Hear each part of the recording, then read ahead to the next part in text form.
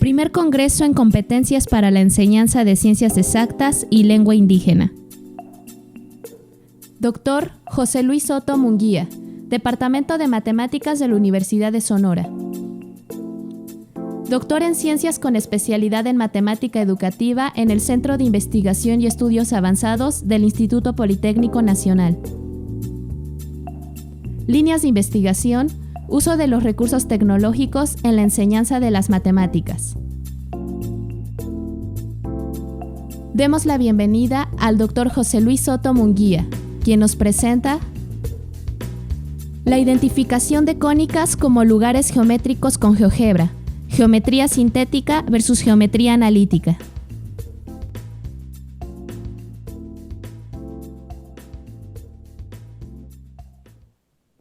Bueno, pues buenos días. Pues muchas gracias por la invitación que nos ha hecho el INAOE para venir a platicar un poco lo que estamos haciendo pues, en la Universidad de Sonora. Gracias especialmente a la maestra Elizabeth, que nos ha atendido muy bien aquí en el evento. Y bueno, yo voy a platicar aquí de un asunto que es muy puntual y que tiene que ver con la enseñanza de la geometría analítica en el bachillerato. Solamente, pues creo que va a contrastar un poco con la plática anterior, ¿verdad? Que ha sido muy general y que está en un contexto completamente distinto. Bien. Bueno, pues vamos a empezar a platicar acerca de la enseñanza de la geometría analítica en el bachillerato. En realidad, cuando hablamos de geometría analítica en el bachillerato, pues una gran parte del curso está dedicada a las cónicas. Entonces voy a centrarme en la enseñanza de las cónicas.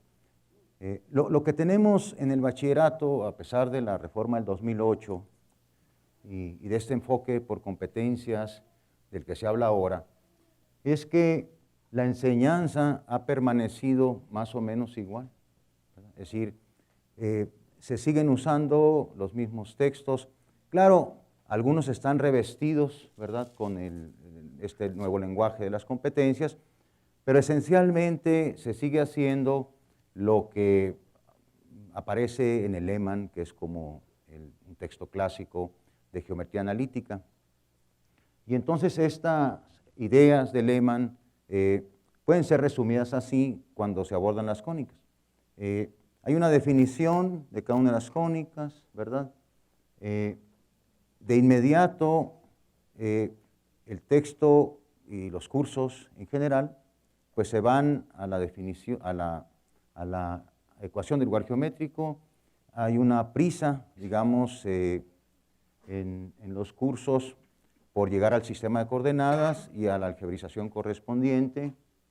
De estas expresiones algebraicas que se obtienen, pues se extraen las propiedades que tienen las cónicas. Y bueno, y luego hay una serie de fórmulas algebraicas que se tienen que aplicar para hacer cálculos, ¿verdad? Entonces hay que calcular el lado recto de una elipse, hay que calcular la excentricidad, etcétera, etcétera. Y bueno, y luego hay que poner a los muchachos pues a que hagan ejercicios al respecto de cómo calcular estas cosas, ¿no?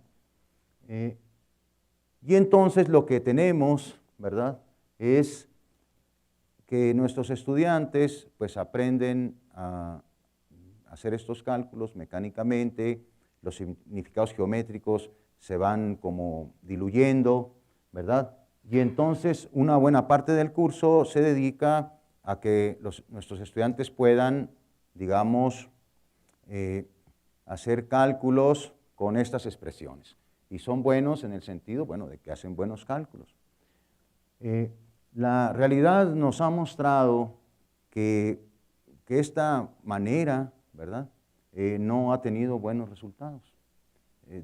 Hay múltiples evaluaciones que nos están diciendo que nuestros estudiantes tienen muchas dificultades para resolver problemas.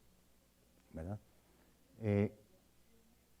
Y entonces no pareciera, digamos, que una buena idea, digamos, como esta secuencia, las evaluaciones que hay, no nos dicen que esto sea una buena idea. Y entonces nosotros hemos estado planteándonos, pues, cómo sería un curso de geometría analítica, digamos, con un enfoque distinto.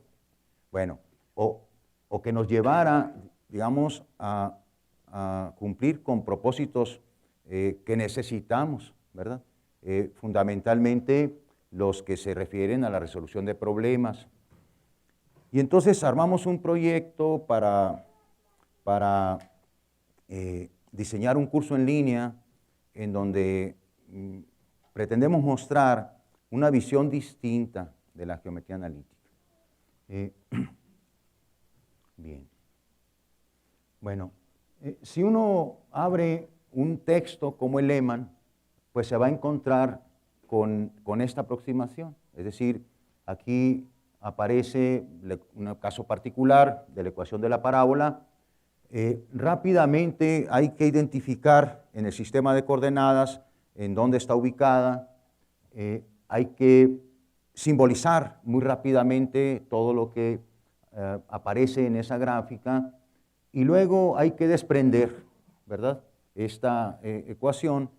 Y con esa ecuación, digamos, vamos a poder hacer cálculos algebraicos que se nos soliciten, digamos, ¿no?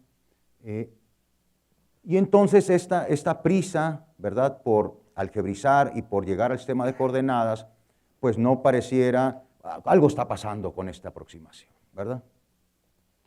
Entonces nosotros hemos ido a revisar pues los trabajos de Descartes, porque a Descartes todo el mundo le echa la culpa de lo que está pasando en geometría analítica, pues porque es como el fundador, ¿no? Y entonces dicen, bueno, pues es que la geometría cartesiana consiste precisamente en algebrizar la geometría, etcétera, etcétera.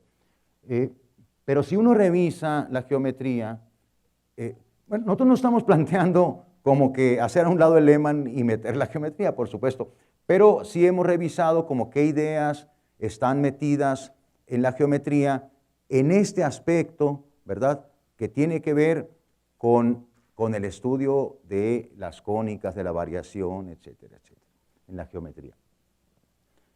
Y entonces, bueno, en la geometría, lo que Descartes dice, pues es que tiene un nuevo método, ¿verdad? Y que ese método es muy fuerte. Esta es una carta que le envió a Mersenne en el año que publicó la geometría, precisamente, ¿verdad? Y en donde Descartes dice, bueno, que su método es muy potente. Es tan potente que ha podido resolver problemas que los griegos no habían podido resolver, ¿verdad? ¿Qué mejor evidencia, digamos, de que su método es muy potente que puesto frente a un problema que, digamos, Pappus ha dicho que no se pudo resolver en términos generales, él sí lo va a poder resolver. Y lo hace en el capítulo 1 de la geometría, ¿verdad? Bien. Y entonces uno dice, bueno, pues si el método es tan potente, pues hay que reproducirlo en clase. Esa podría ser una conclusión. Sin embargo, lo está usando en un problema que es un problema difícil, reconocido como muy difícil, ¿verdad? En cambio, Lehmann lo introduce, digamos, rápidamente en problemas que parecieran como menos difíciles que el problema de Pappus. Realmente el problema de Pappus es un problema muy complicado, ¿verdad? Del lugar geométrico, una serie de rectas, que los griegos no pudieron resolver, y Descartes no solo resolvió, sino generalizó, digamos, y entonces dice, y en el capítulo 1 lo incluyo, es decir, tengo un método muy, muy fuerte, ¿no? Bien. Y entonces habría que ver si la potencia de este método, digamos, tendrá que aplicarse en todo lo que, digamos, de manera integral, desde que uno empieza un curso de geometría analítica. Bien. Esta cita de Descartes que aparece en la geometría es muy larga, pero yo he subrayado nada más algunos del texto que me interesa, ¿no? Descartes dice, ¿verdad?, que abordar un problema en geometría analítica presupone que voy a poder identificar en el problema las cantidades conocidas y las cantidades desconocidas y que voy a poder también establecer las relaciones que hay entre estas cantidades. Esto no significa en este momento que esté hablando de coordenadas, ¿verdad?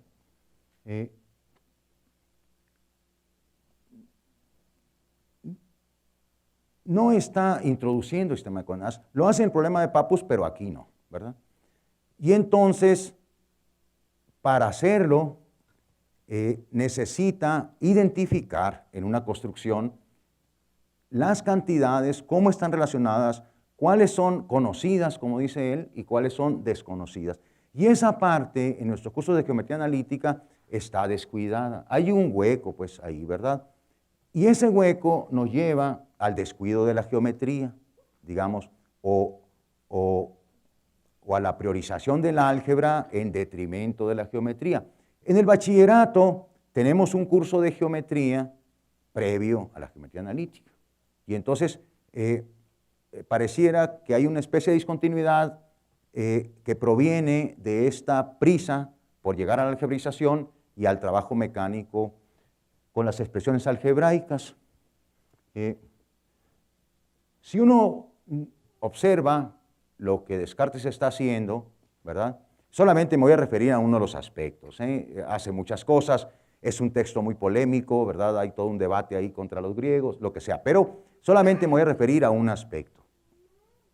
Si uno se fija, por ejemplo, cómo Descartes construyó este aparato, ¿verdad?, que se conoce como el hiperbológrafo de Descartes, entonces este aparato consiste en esta barra, digamos que está aquí, ¿verdad?, que corre sobre este eje, y cuando corre sobre el eje, se trae al triángulo que está arriba. El triángulo que está arriba tiene este lado extendido.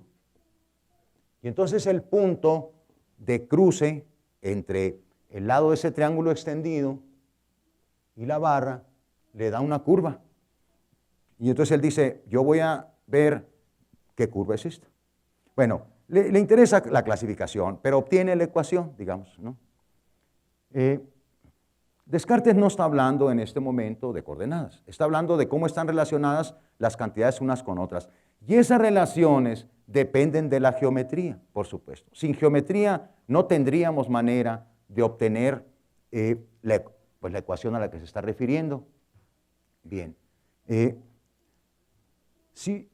¿Cómo identificamos estas cantidades en una construcción como esta? Bueno, lo que nosotros hicimos fue, digamos, bueno, me voy a referir primero a...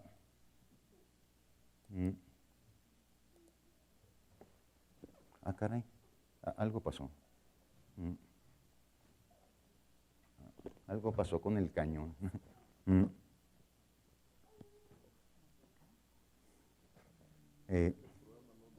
¿Cómo?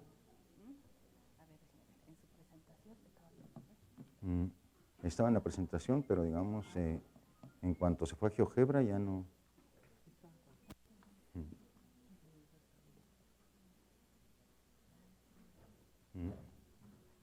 Okay. Hay un problema. Okay. No parece.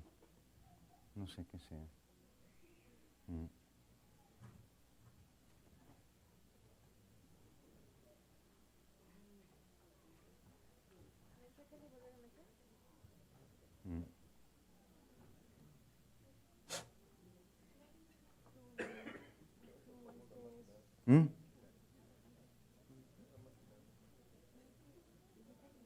¿Sí?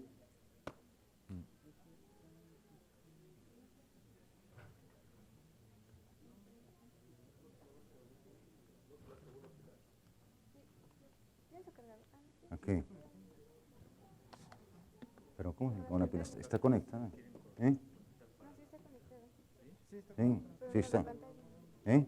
Digo, pero no da pantalla su No, porque está conectado al cañón. Miren. Mm. O sea, sí tienen pantalla, pero...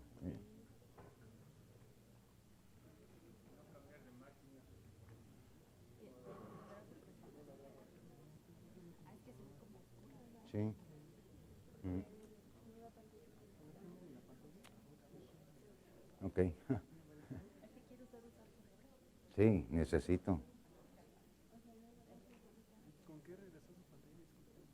Con este.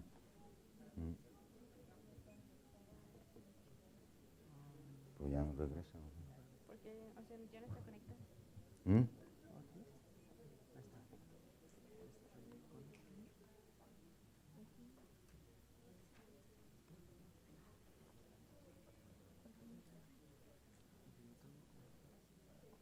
Ah, déjeme ver si tengo un...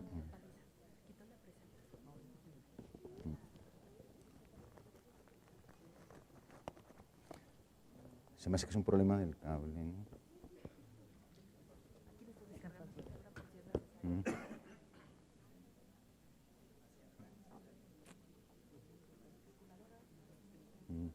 No, no es ninguna aplicación, es el GeoGebra para Windows. Sí, no, pero es el calculadora matemáticas, no. Ah.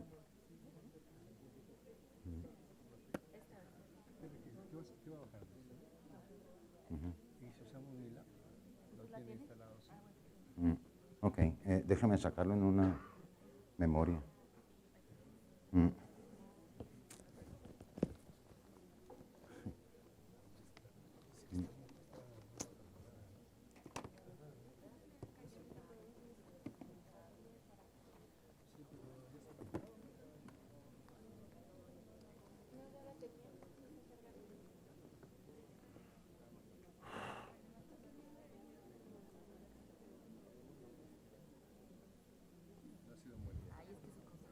Ujú.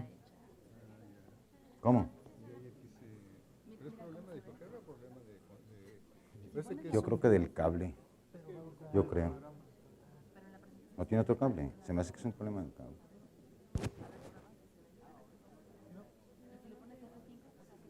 A ver.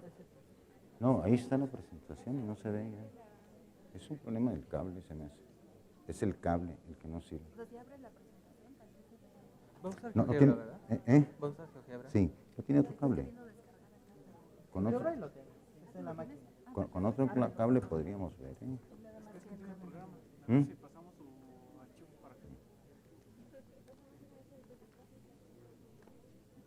¿Lo desconecto?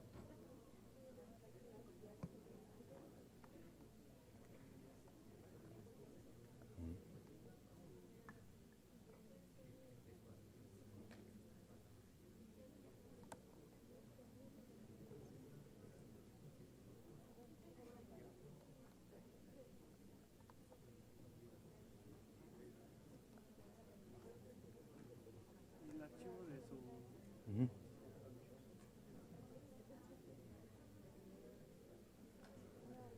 Sí, ahorita se lo doy. Sí.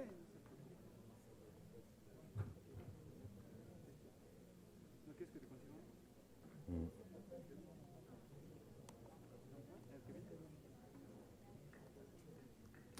Ok, esta es la presentación. Se llama presentación, conferencia. Sí.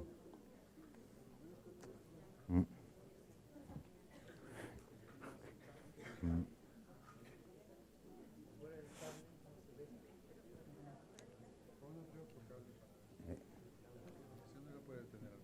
Yo digo que sí es el cable, pero bueno, ya, sí. Se llama presentación, es carpeta. Ay, de todas las memorias pones. ¿Eh? Esta presentación... No. Presentación, conferencia, no, ya estaba ahí. Es eso, sí. Esa copia en la pantalla, por favor. No. Todo en la carpeta. Sobre toda la carpeta. Sí, copia toda la carpeta porque necesito los archivos.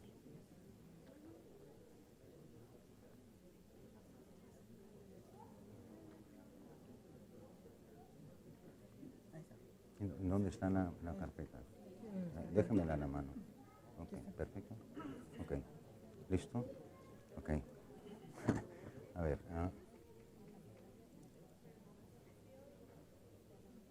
Ok.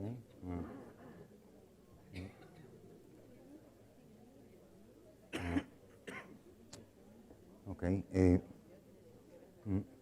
Bueno, vamos a continuar después de este receso involuntario. Ok. Bueno, estábamos aquí, ¿verdad? Entonces, el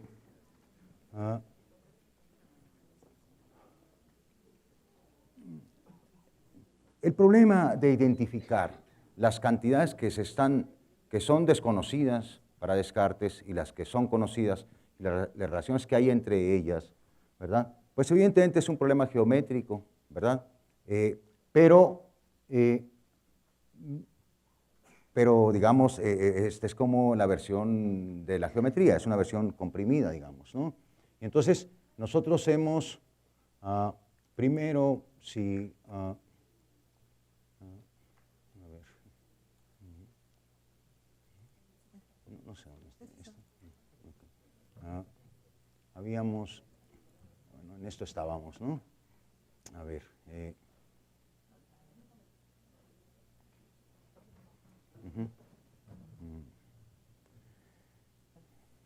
ok.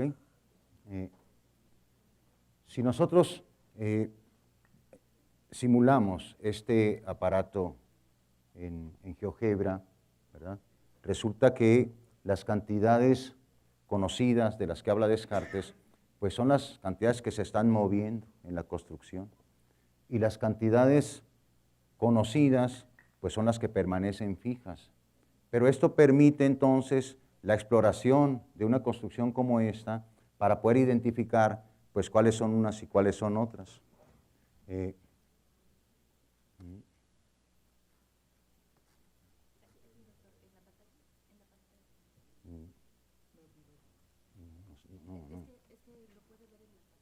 Sí, pero no sé dónde está.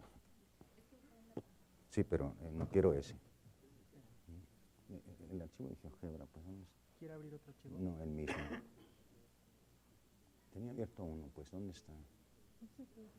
Ese no es. Es que está en la pantalla de Ese es. Okay. Pero no lo tengo. Ok, listo. Entonces, ¿cómo funciona? Ya está un poco accidentado esto, pero bueno. ¿Cómo funciona una construcción como esta? Bueno, pues cuando nosotros movemos este punto, pues el cruce, que es el punto F, pues traza una curva, ¿verdad? Entonces hay cantidades que están fijas. Por ejemplo, esta cantidad CH pues está fija porque la barra está anclada en el punto C, ¿verdad? Y entonces, si uno bueno, no sabemos qué curva es esta, pero la exploración permitiría explorar a un estudiante, pues como de qué se trata en primer lugar. Y en segundo lugar, pues la identificación podríamos hacerla, digamos, visualmente, porque las cantidades que se mueven, digamos, están ahí y se están moviendo en vivo, ¿verdad? Y las que no se mueven, pues permanecen ahí constantes, ¿verdad? Cuando nosotros le pedimos, bueno, digamos, si queremos saber qué curva es esta, pues podemos pedirle a GeoGebra que trace, digamos, el rastro, o si quisiéramos una curva más estable, le podríamos pedir a GeoGebra que nos diera el lugar geométrico, digamos, de este punto cuando el punto H se mueve. Entonces tendríamos, pues, la hipérbola que le interesa, digamos, ¿no? Pero eso no es lo importante. Lo importante, digamos, es que este trabajo que Descartes hace de identificación es como traducible a GeoGebra de manera directa y lo que tendríamos es la equivalencia entre las cantidades de las que Descartes habla y de las que nosotros estamos viendo que varían o que no varían, ¿verdad?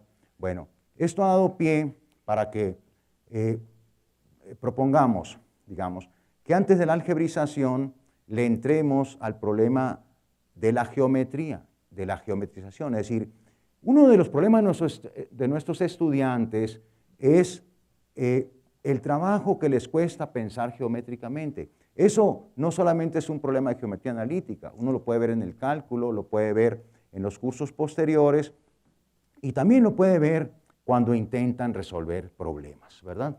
Entonces, el hecho de que FG sea paralelo a EA en el hiperbológrafo de Descartes, pues tiene una serie de implicaciones, ¿verdad? Porque el triángulo que está ahí, pues que se está generando es un triángulo semejante y Descartes aprovecha esa relación para encontrar la ecuación. El ángulo del triángulo que está más arriba, ese permanece fijo, ¿verdad? Y entonces las cantidades que permiten que, digamos, se trace la hipérbola pueden ser identificadas y traducidas a las que conoceríamos, digamos, visualmente, ¿verdad? Bien. Entonces, esta idea, digamos, la vamos a aplicar a un problema, digamos, clásico, que es más o menos conocido, ¿verdad? Que es el problema del gato. El problema del gato es un problema clásico de lugares geométricos y en donde de lo que se trata aquí es de... Hay un gato que está a la mitad de esa escalera, ¿verdad? Es un gato muy valiente que no le da miedo estar ahí, ¿verdad? Y cuando la escalera resbala, entonces el gato traza una cierta curva, ¿verdad? Y entonces, antes de cualquier acción sobre el archivo, nos interesa que el estudiante trate de predecir cuál sería la curva que el gato trazaría, ¿verdad? Esto es un trabajo, digamos, a mano, pero una vez que se hacen las conjeturas correspondientes, entonces usamos GeoGebra para, digamos, describir la curva, digamos, que el gato traza, ¿verdad? Entonces, bueno, este es un problema clásico, y entonces, ¿y cuál es la curva que traza? Esa es la pregunta, ¿verdad? Bien, bueno, el gato, ¿verdad? Pues no anda trazando curvas, pero digamos, en los hechos, ¿verdad? Ha trazado una curva. Y entonces nos interesa saber qué curva es esa, ¿verdad?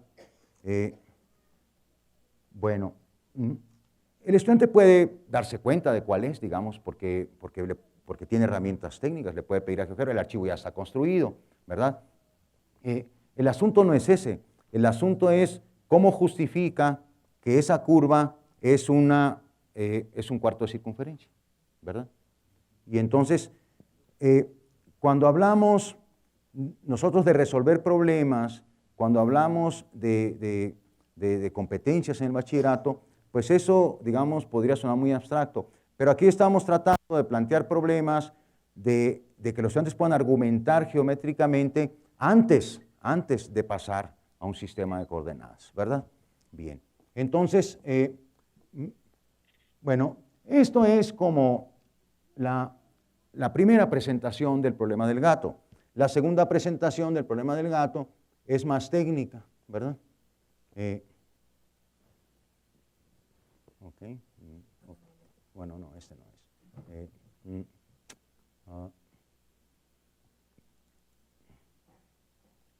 ¿Es esta? Ok.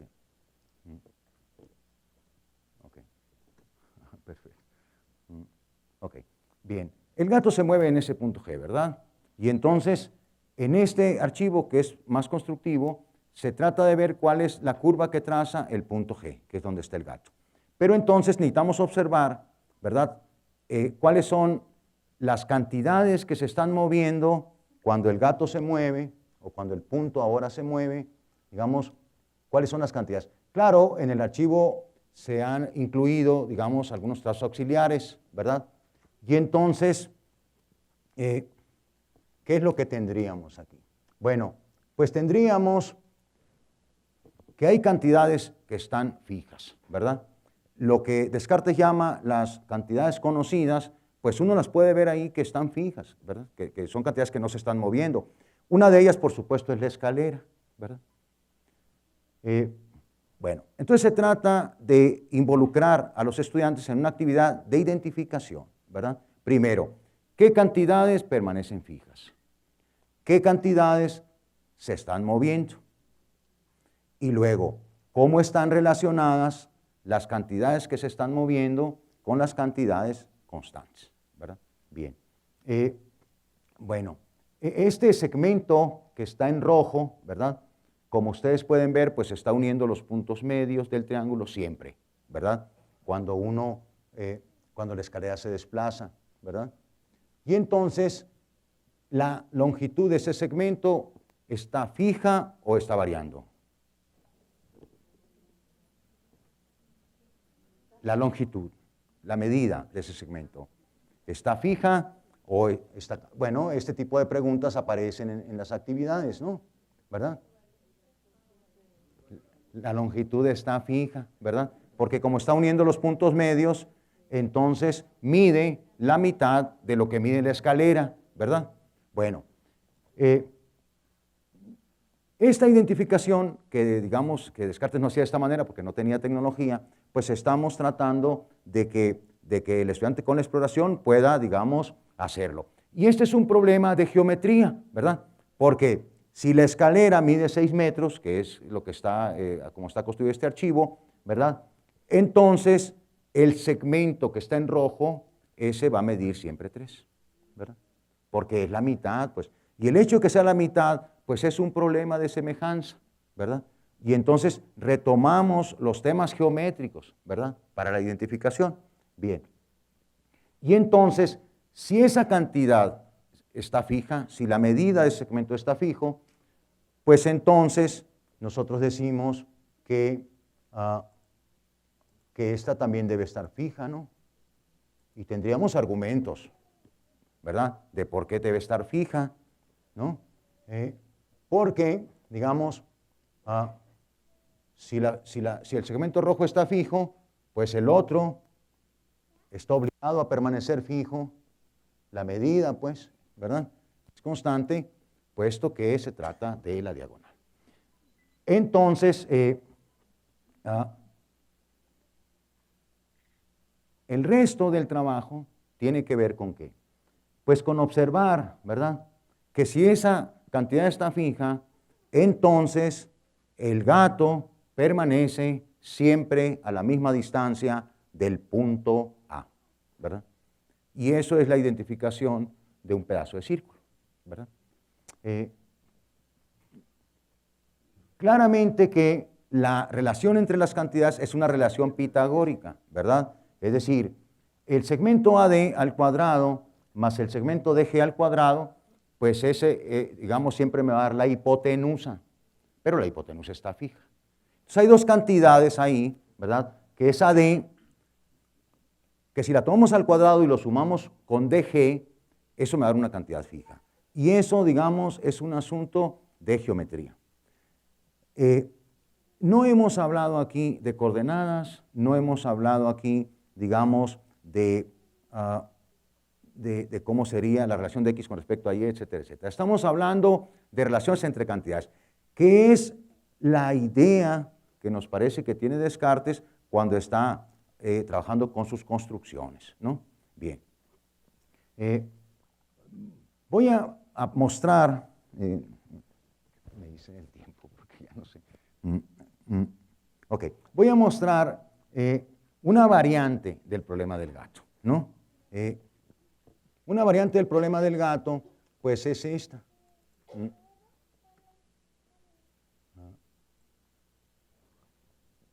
Ok. Es que se me pierde el rato. Se me pierde el... Ok, perfecto. Bueno, vamos a suponer que el gato está a la cuarta parte de la escalera, ¿verdad? Y entonces, ¿qué curva traza? ¿Okay? Este es otro problema, ¿verdad? Bien. Bueno, los estudiantes hacen todo tipo de conjeturas. En el caso anterior, más de un estudiante dice que el gato traza una trayectoria como hiperbólica, cosas así. Bueno, ahí cada quien, porque hay poco entrenamiento, digamos, en la identificación de estas curvas, digamos, ¿no? Vistas como problemas geométricos. Bien, En este caso, digamos, el gato se estaría moviendo, digamos así, ¿verdad? Esta es una variante, ¿no? Y entonces va a trazar otra curva. Bueno, ahí se ve que no es la misma curva, por supuesto, ¿no? Porque algunos estudiantes dicen, va a trazar un arco de circunferencia, pero más pequeño, ¿no? Bueno, esta es como la parte de la presentación del problema, ¿verdad? Y luego viene como la construcción técnica, ¿verdad? Que permite analizar como qué tipo de curva será esa, ¿verdad? Bueno, en esta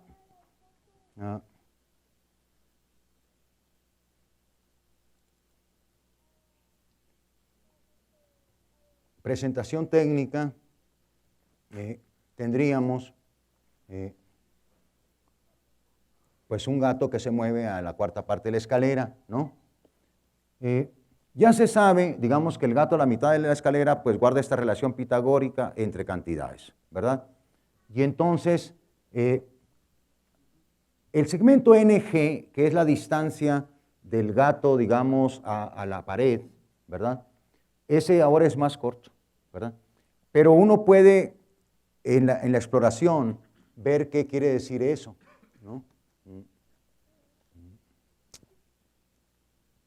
Es decir, cuando se mueve la escalera, ¿verdad?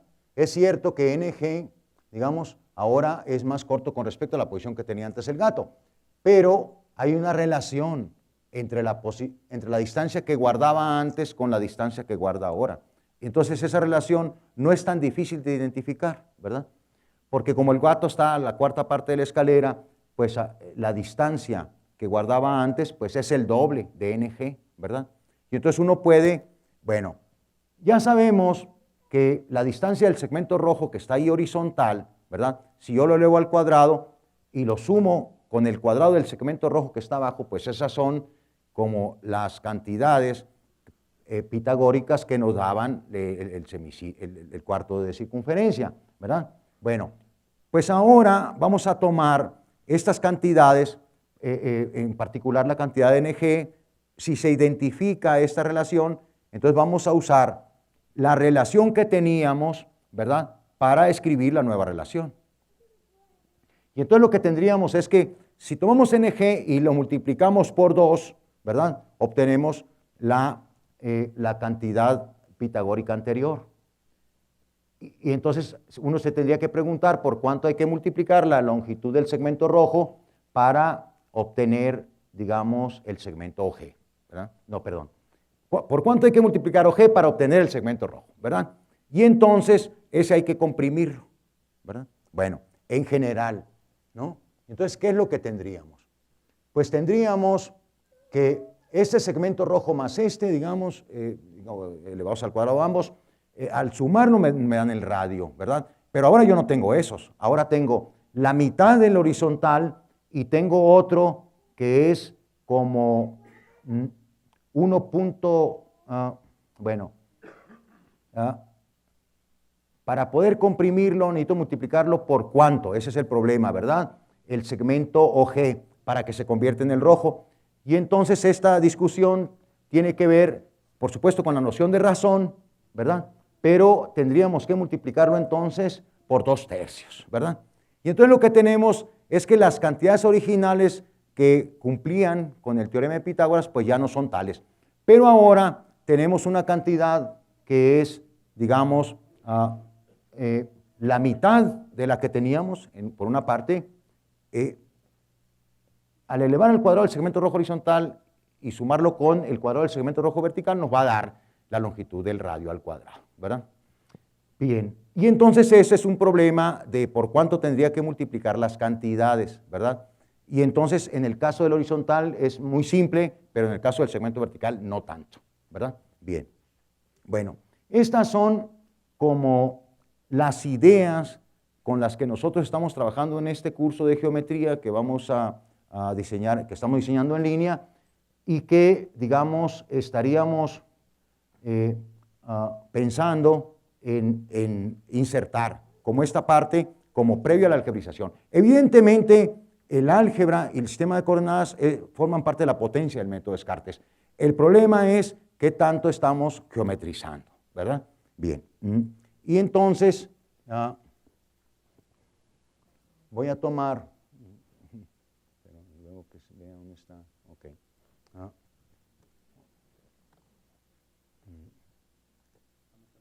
Ok.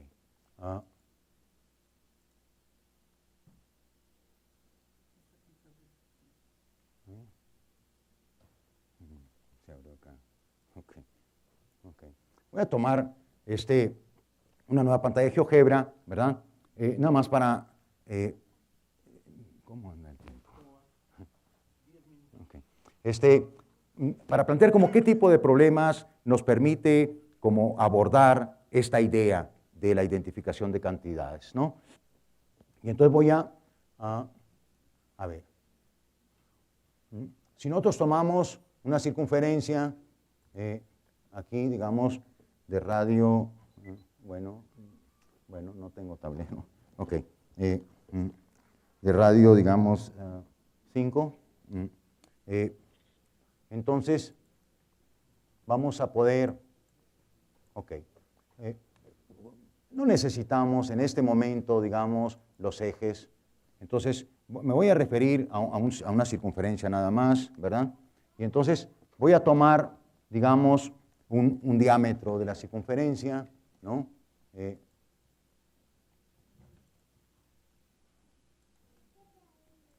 Aquí está. Y entonces vamos a tomar un punto sobre la circunferencia, ¿no? Ahí está. Y vamos a tomar un radio.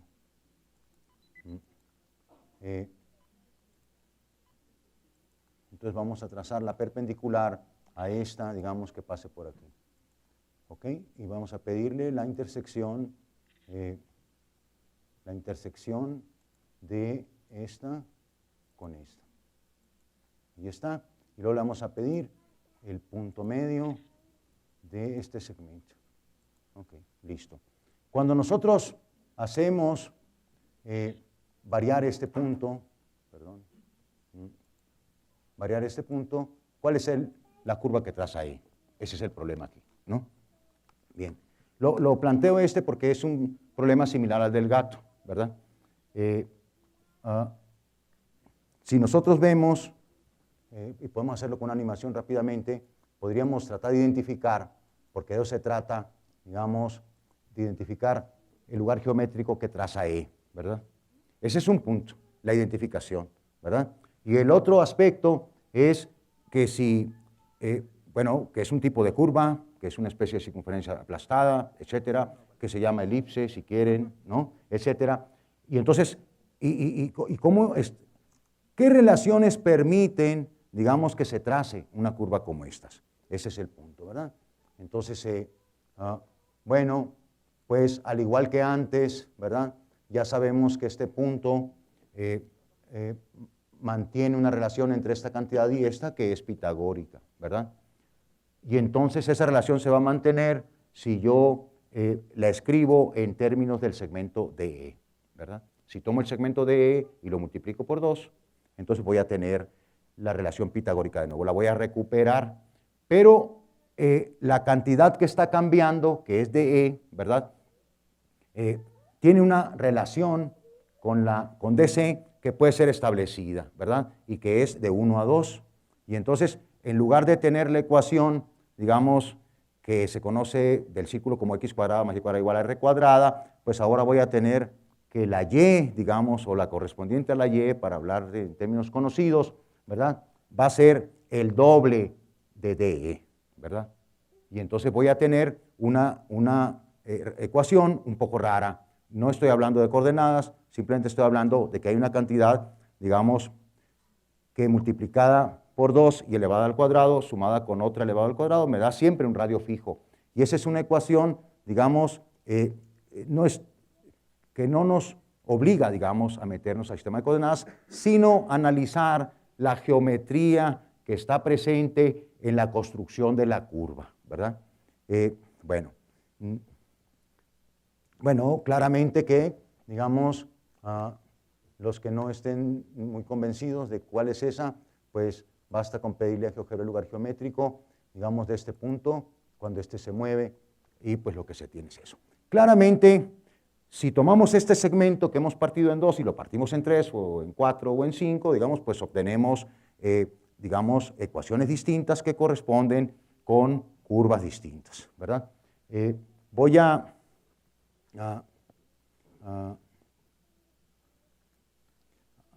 concluir, digamos, ¿verdad? Porque tenemos un poco, el tiempo un poco encima, digamos, tratando de hacer una construcción de las que estamos usando, que es como muy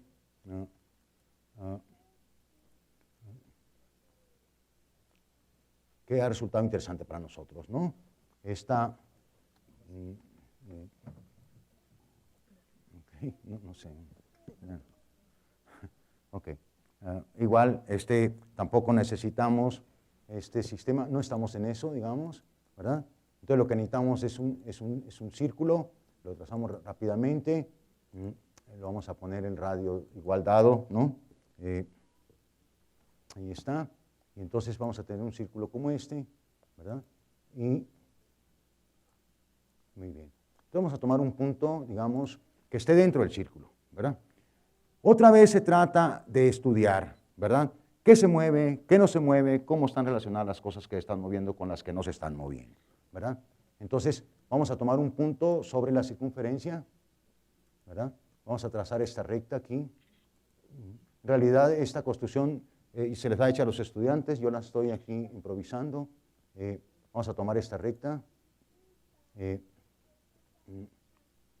Vamos a tomar este segmento. Y luego vamos a tomar la mediatriz de este. Y cuando se mueva nos va a interesar, digamos, este. Pero vamos a trazar este como un segmento auxiliar, ¿no?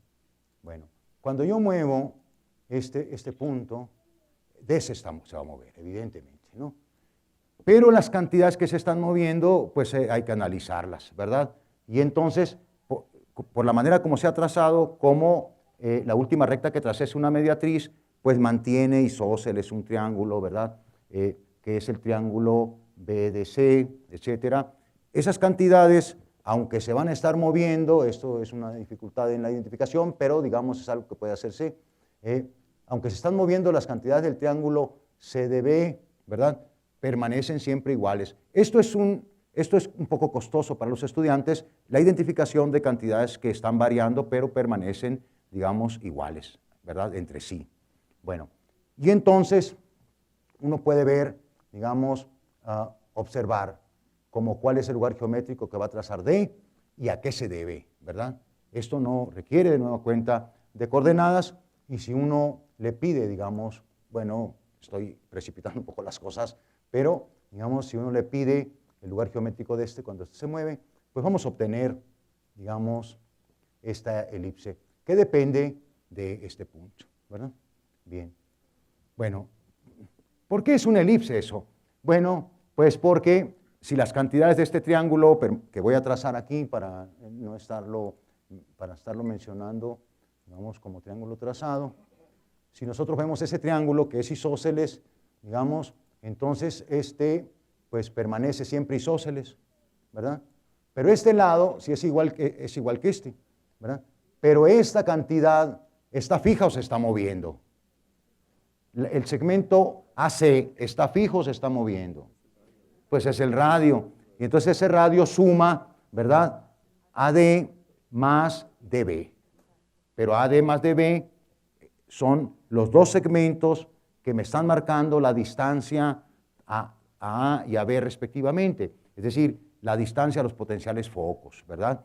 Y entonces, esa es la razón geométrica por la cual permanecen constante, digamos, la suma, ¿verdad? Que es a lo que le estaríamos tirando, ¿verdad? Les dejo de tarea, digamos, el problema de ver qué pasa cuando el círculo se mueve hacia afuera, ¿no? Bien, ¿y cuáles son las razones geométricas por las cuales eso sucede? Bueno, voy a regresar a mi presentación para concluir. A ver, otra vez no la ubico. Okay, sí. Ok. ¿Estamos aquí? Ok. Bien. Bueno, pues ahí están los problemas de los gatos. Ok. Conclusiones, ¿verdad? Bueno, la exploración con GeoGebra, con esta orientación, con estas construcciones, ¿verdad? Con las que hemos estado trabajando, pues permite distinguir visualmente lo que Descartes llama cantidades desconocidas y permite establecer relaciones entre ellas, ¿verdad?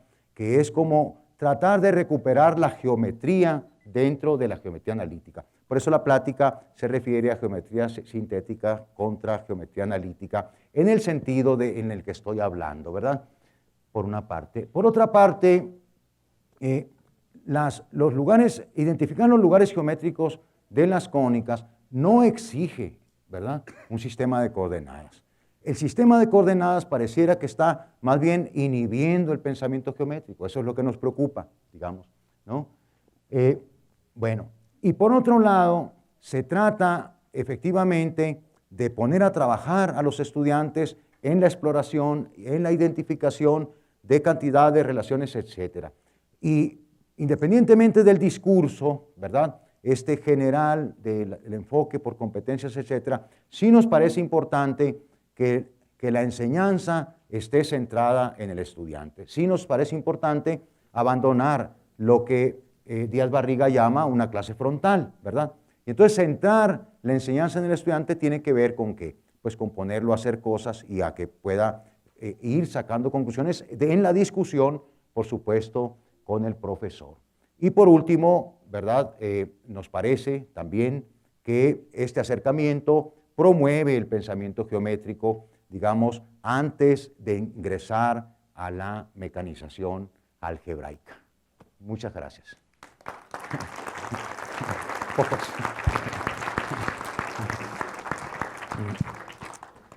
Muchas gracias, doctor. Tenemos tiempo para una o dos preguntas, si las hubiera.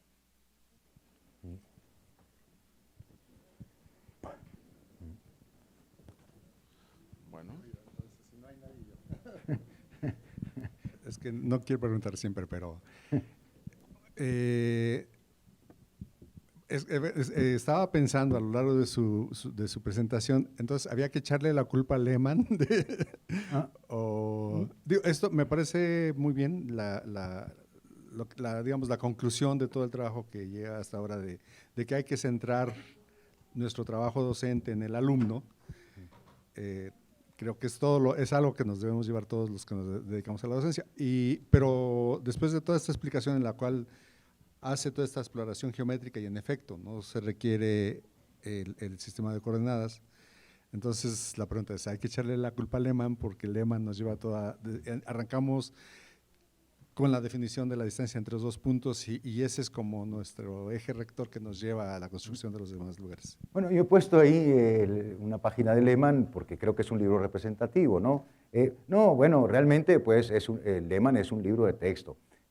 Creo que las prácticas docentes, ¿verdad?, son el problema. Es decir, apegarnos a lo que Lehmann dice como al pie de la letra, pues sí conduce a eso, ¿verdad? Pero tampoco Lehmann está planteando como que uno tenga que seguir a pie juntillas el texto, ¿no? Pero, miren, si nosotros nos planteamos como la modificación de la enseñanza de la geometría analítica, podemos tomar el Lehmann y meterle GeoGebra, esa es una posibilidad. Sin embargo, nos parece como que tenemos que ser críticos también con el acercamiento de Lehmann a la luz de observar lo que los estudiantes hacen y lo que pueden hacer después de haber llevado un curso de geometría analítica. Bueno, yo no le echaría la culpa a Lehmann, sería como decir pues, que el álgebra es un desastre en México por culpa de Baldor. Digamos, pues Baldor ni siquiera es mexicano, ¿verdad? Y quién sabe, se murió hace mucho. Y traía otra idea, ¿verdad? Como dueño de una escuela privada, pues hacía sus textos y eso. Y bueno, y después, pues, ¿por qué vamos a responsabilizar a Baldor de que aquí en México se haya vendido masivamente el texto, ¿no? Y de que al sistema educativo le haya parecido, digamos, globalmente hablando, como que es un buen texto de álgebra, etcétera, ¿no? O sea, pues Baldor, quién sabe si se enteraría de eso o no, digamos. de cómo se vendieron sus textos en Latinoamérica. Entonces sería más o menos parecido, es como echarle la culpa, digamos, de los problemas del cálculo al Granville, ¿verdad? O al Leitol, etc.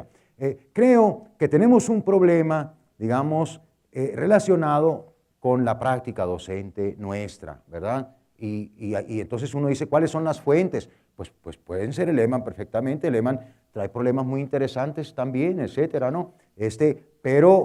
Pero si la única opción que tenemos es tomarlo como a pie juntillas, pues sí estamos en un problema, ¿no? Porque estamos atenidos como a un acercamiento, digamos, que no hay elementos, ¿verdad?, para pensar que es un buen acercamiento.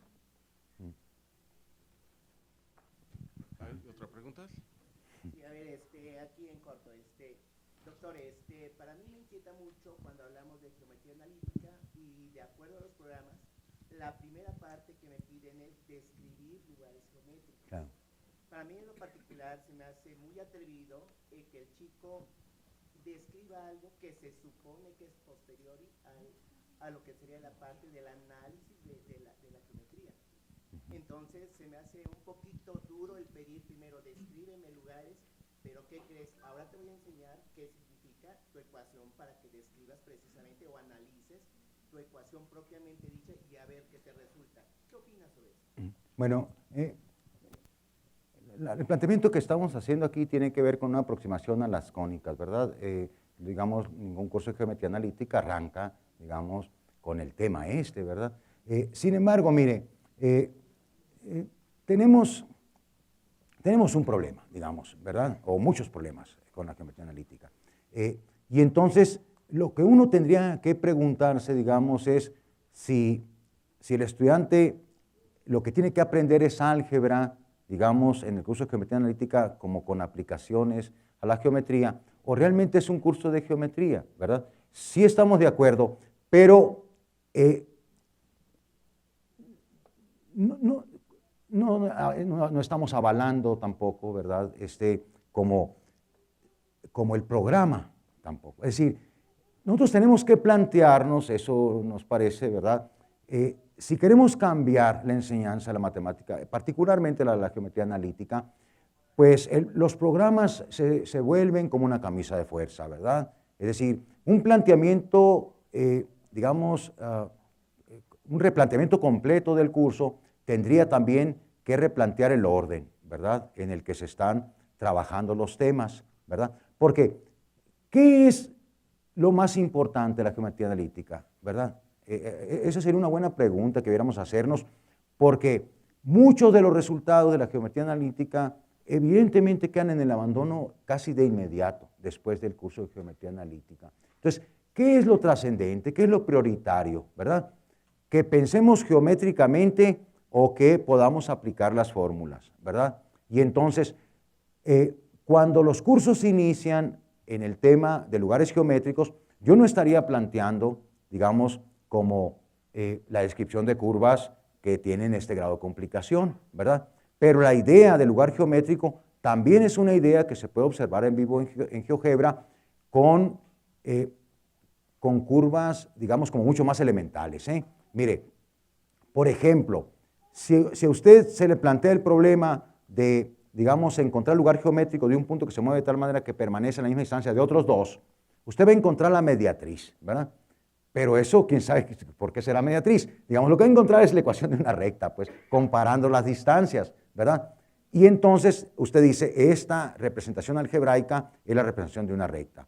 Pero ¿eso qué tiene que ver con una mediatriz, verdad? Y entonces el hecho de que sea mediatriz es un problema geométrico, ¿verdad? Y entonces eso pues, sí puede ser discutido en GeoGebra, ¿verdad? Porque, digamos, la recta que se traza justamente es perpendicular al segmento y porque pasa justamente por el punto medio, ese es un problema geométrico, ¿verdad? No es un problema algebraico, ¿verdad? Entonces, pareciera como que el álgebra está como eludiendo un poco la discusión geométrica, eso es lo que nosotros decimos, ¿verdad? Muchas gracias.